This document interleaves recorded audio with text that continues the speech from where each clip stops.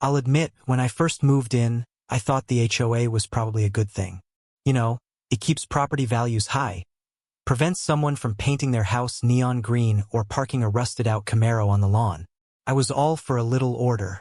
My mistake was thinking the rules were written by reasonable people.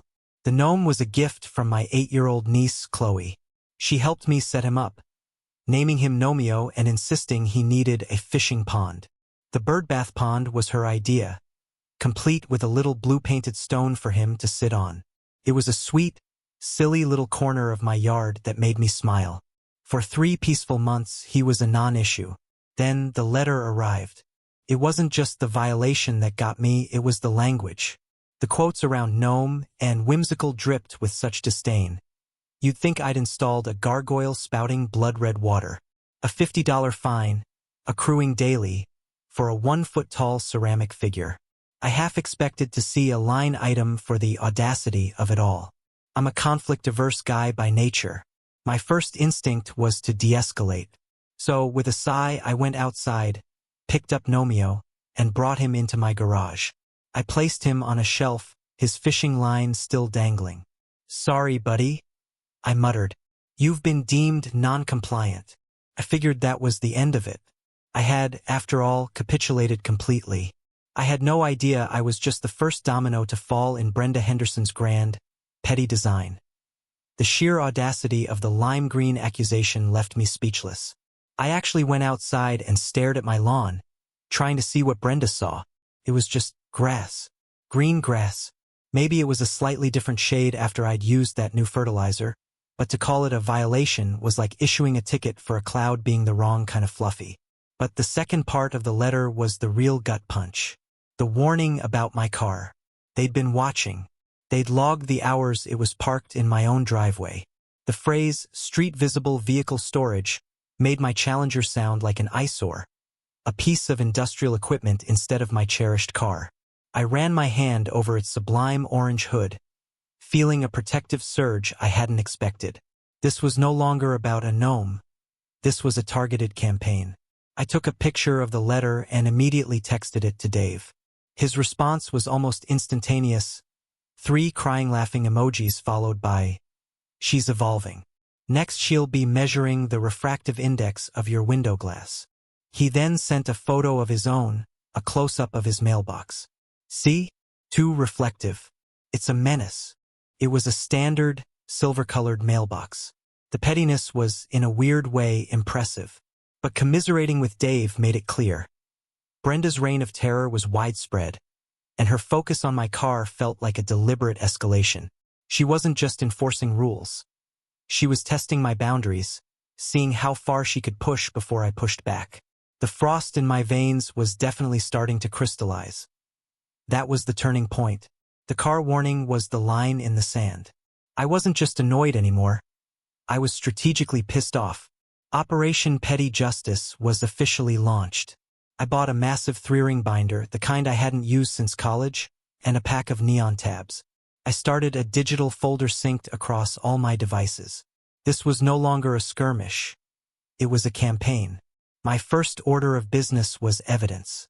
I took high-resolution, time-stamped photos of my lawn from every conceivable angle. I even went to a home improvement store, found a paint swatch called Kentucky Bluegrass, and held it up next to my turf for a series of photos. It was a perfect match. The absurdity of the task was not lost on me, but I was building a case. Then came the real homework, the HOA bylaws.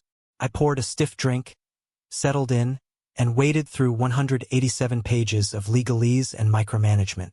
It was drier than toast, filled with thrilling passages about gutter downspout diameters and acceptable mulch composition. But I was looking for a pattern, a loophole, anything.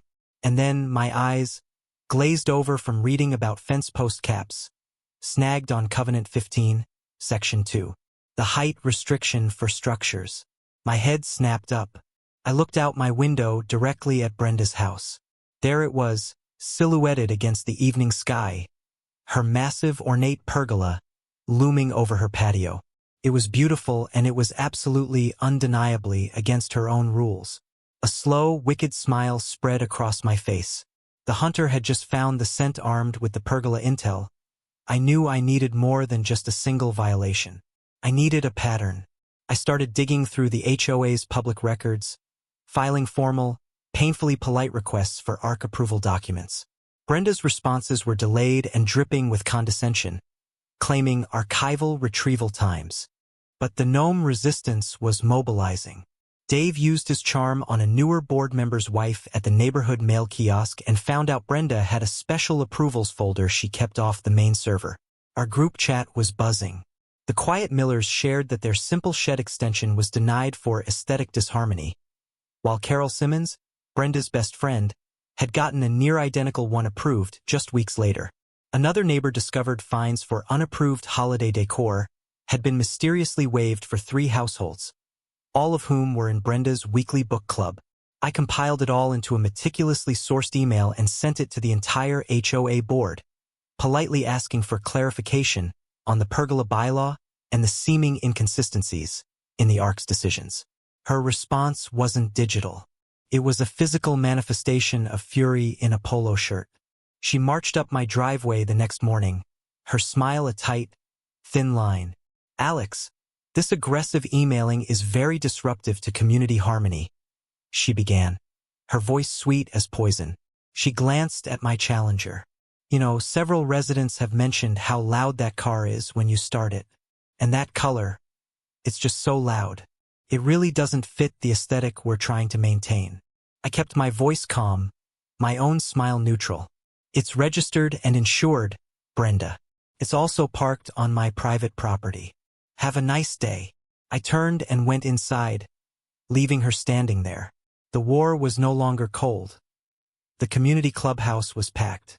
You could feel the tension, a low hum of suburban discontent beneath the fluorescent lights. Brenda began the meeting with her usual saccharine efficiency, but her smile was strained. When she opened the floor for questions, my hand was the first up. "Brenda," I began, my voice projecting to the back of the room, "I have a question regarding Covenant 15, Section 2, specifically pertaining to structure heights and the Architectural Review Committee's consistent application of its own rules." She tried to deflect, but I was already walking to the projector.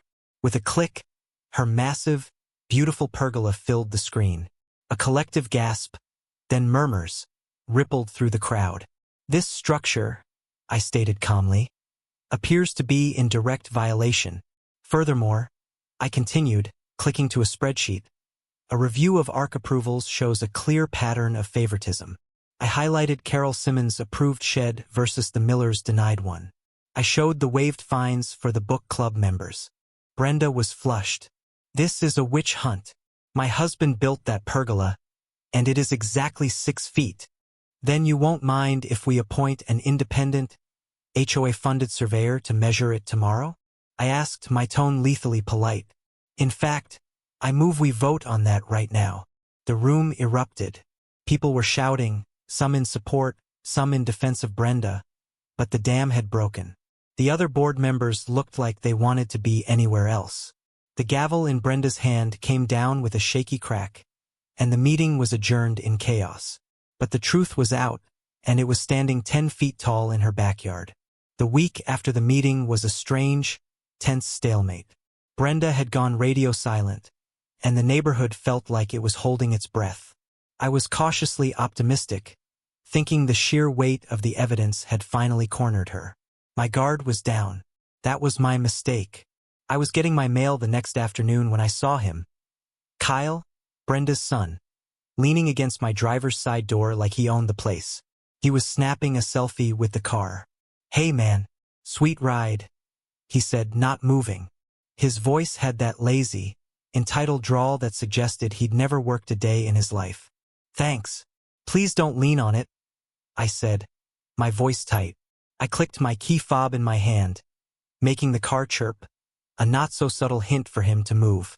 He just smirked, gave the roof a patronizing pat, and sauntered off towards his mom's house. I felt a hot spike of irritation, but wrote it off as typical, bratty behavior. I did a quick walk around, checking for any scratches his belt buckle might have left. The car was fine. I pushed the encounter out of my mind, chalking it up to the General Henderson family nuisance. That night, I was dead asleep when a sound, or more accurately, the profound absence of a sound, jolted me awake. The deep, rhythmic silence from my driveway was deafening. My heart hammered against my ribs as I rushed to the window. The space where my Challenger should have been was empty, a dark, oil-stained void. A cold, sickening dread washed over me. My first terrifying thought wasn't random theft. It was that smirk. It was Kyle. My hands were shaking so badly I could barely dial 911. As I stammered out "stolen car" to the dispatcher, the image of Kyle's smug face was burned onto the back of my eyelids. I gave the description, adding, "I have a strong suspicion who might have taken it. The HOA president's son, Kyle Henderson." The officer on the phone was calm, professional, but I was a mess of rage and panic. About an hour later, my phone erupted. It was Dave, screaming, "Turn on the news! Channel 9, right now!" I fumbled for the remote. The screen blazed to life with a chaotic helicopter shot. There, weaving through traffic on the interstate with a terrifying, reckless grace, was my sublime orange Challenger. A trail of a dozen police cars followed, their lights strobing against the dark asphalt. The news anchor's voice was pitched with excitement. "This is a live, high-speed pursuit on I-285. The driver of this powerful muscle car has refused to pull over for nearly 20 minutes. Police have attempted a pit maneuver. It failed. This driver is incredibly reckless." My heart was in my throat. That was my baby being abused, my tires being shredded. And then the helicopter camera zoomed in. It was grainy, green-tinted from the night vision, but it was unmistakable. The driver's side window was down, and clear as day was the panicked, stupid face of Kyle Henderson. A bizarre, hysterical laugh bubbled out of me. I grabbed my phone and started recording the television screen, my thumb hovering over the send button to the GNOME resistance chat. This was it. The spike strip deployed. I watched, breath held, as my car's front tires disintegrated and Kyle's pathetic field sprint was cut short by a spotlight and a swarm of officers. It was the most beautiful, devastating, and satisfying thing I had ever seen. The fallout was nuclear. Kyle, sitting in a cold interrogation room, immediately folded and tried to blame his mom, saying she was so stressed from the HOA drama she'd hidden his keys, so he had to take mine. The police, now deeply interested in the Henderson household, uncovered Brenda's creative bookkeeping. The landscaping fund had been funding her pool boy and a new patio set. Embezzlement charges were added to the pile. She was removed from the board by a unanimous emergency vote. The new president, Sarah, a quiet but firm woman I'd always gotten along with, called a special meeting. The atmosphere was entirely different, hopeful, even giddy. We voted to scrap the old arc and implemented a common-sense code. Gnomes? Welcomed. Grass color? If it's green, it's clean. My Challenger, now safely back in my driveway with 2 new tires and a detailed interior cleaning paid for by a mortified Mr. Henderson, was declared a neighborhood treasure. Brenda's house went up for sale within the month. The last I saw of her was through my car window as I rumbled past, the for sale sign standing like a tombstone in her perfect lawn, right next to that massive, beautiful, and forever illegal pergola. The new owners, a young couple, have already put a few gnomes in their garden. Sometimes, I sit on my porch with Dave, the rumble of my engine a sweet, satisfying melody. Justice, it turns out, isn't always blind. Sometimes it's painted sublime orange.